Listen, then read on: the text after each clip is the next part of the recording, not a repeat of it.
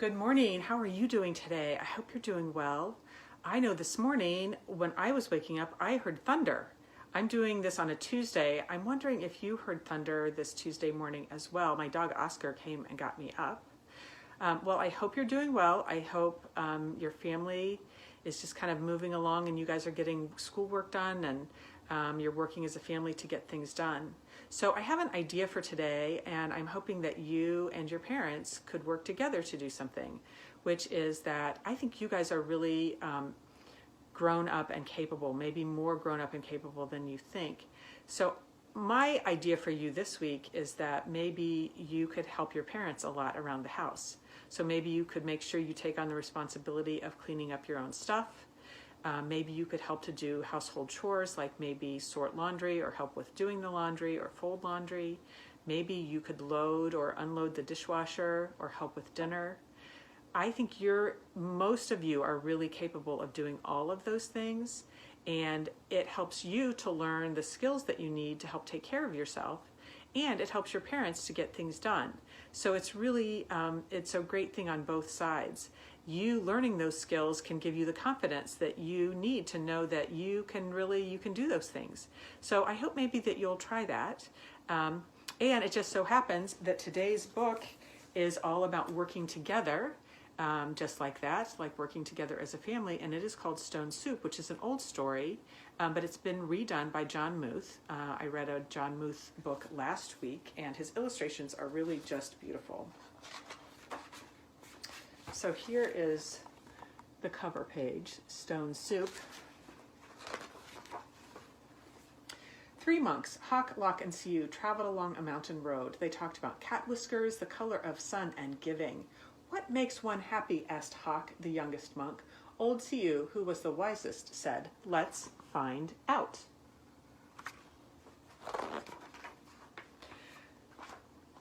The sound of a bell brought their gaze to the rooftops of a village below. They could not see from so high above that the village had been through many hard times. Famine, floods, and war had made the villagers weary and untrusting of strangers. They had even become suspicious of their neighbors.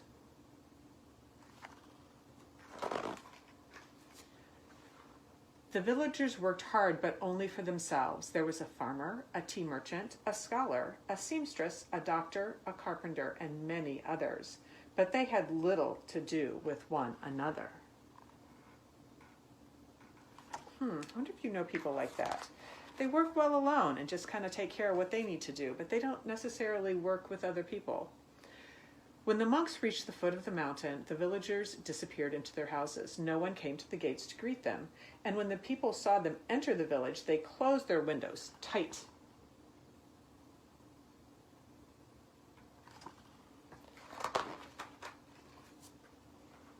The monks knocked on the door of the first house. There was no answer. Then the house went dark. They knocked on the second door, and the same thing happened. It happened again and again, from one house to the next.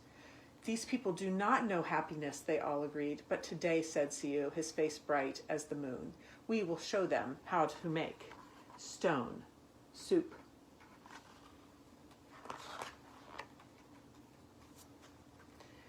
They gathered twigs and branches and made a fire. They placed a small tin pot on the top and filled it with water from the village well. A brave little girl who had been watching came to them. What are you doing? She asked. We are gathering twigs, said Lock. We are making a fire, said Hawk. We are making stone soup, and we need 3 round, smooth stones, said Siu.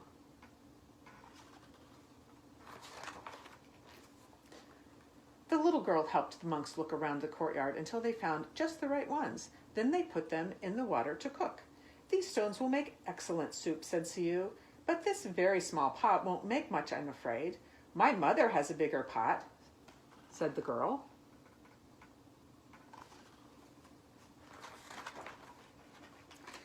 The little girl ran home. As she started to take a pot, her mother asked what she was doing. The 3 strangers are making soup from stones, she said. They need our biggest pot. Said the girl's mother.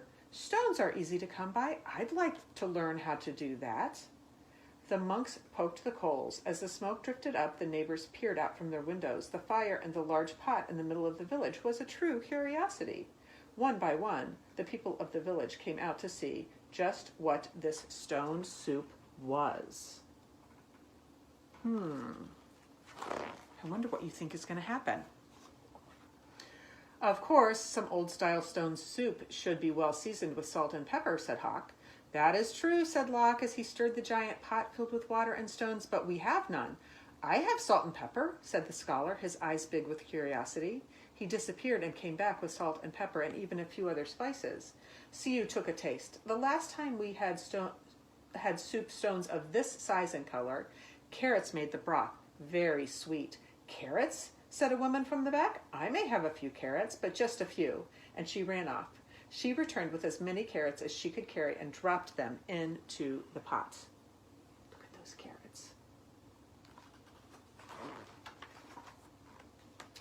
Do you think it would be better with onions? Asked Hawk. Oh, yes, maybe an onion would taste good, said a farmer.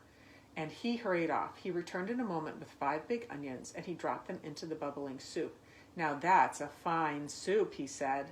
The villagers all nodded their heads, as the smell was very agreeable.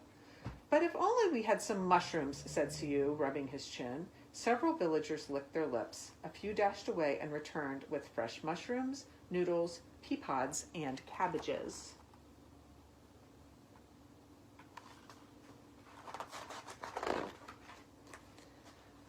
Something magical began to happen among the villagers as each person opened their heart to give. The next person gave even more. Can you imagine that? As each person opened their heart to give, the next person gave even more. And as this happened, the soup grew richer and smelled more delicious. Look at those faces around the pot looking in.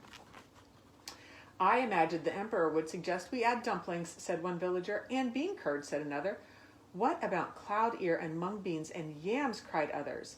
And taro root and winter melon and baby corn, cried other villagers. Garlic, ginger root, soy sauce, lily buds. I have some, people cried out, and off they ran, returning with all they could carry. The monks stirred and the pot bubbled. How good it smelled, how good it would taste. How giving the villagers had become.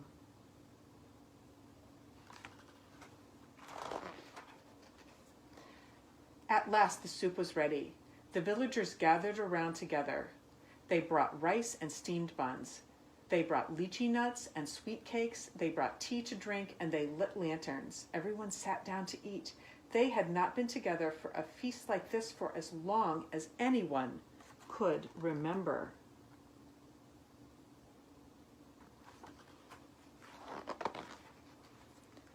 After the banquet, they told stories, sang songs, and celebrated long into the night. Then they unlocked their doors and took the monks into their homes and gave them very comfortable places to sleep.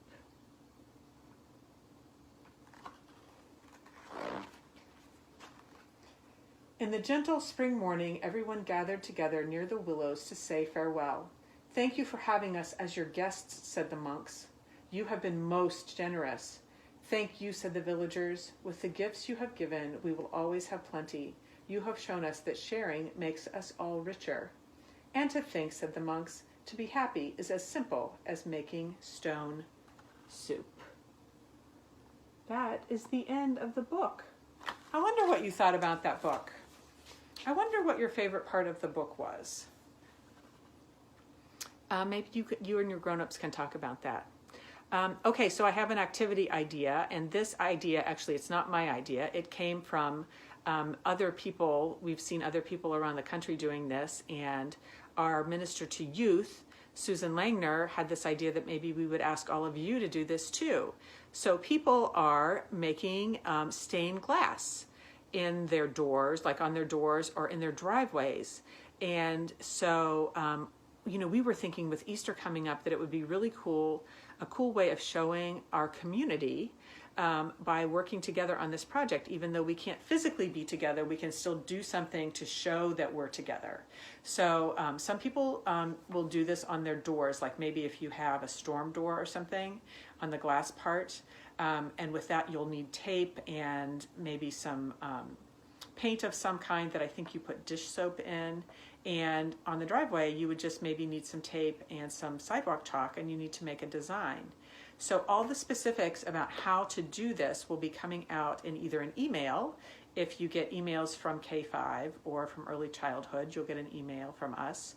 If you don't get emails from us, you can go onto the First Community website and click on the COVID-19 tab and scroll down, and you can find directions for how to do stained glass on your door or on your driveway.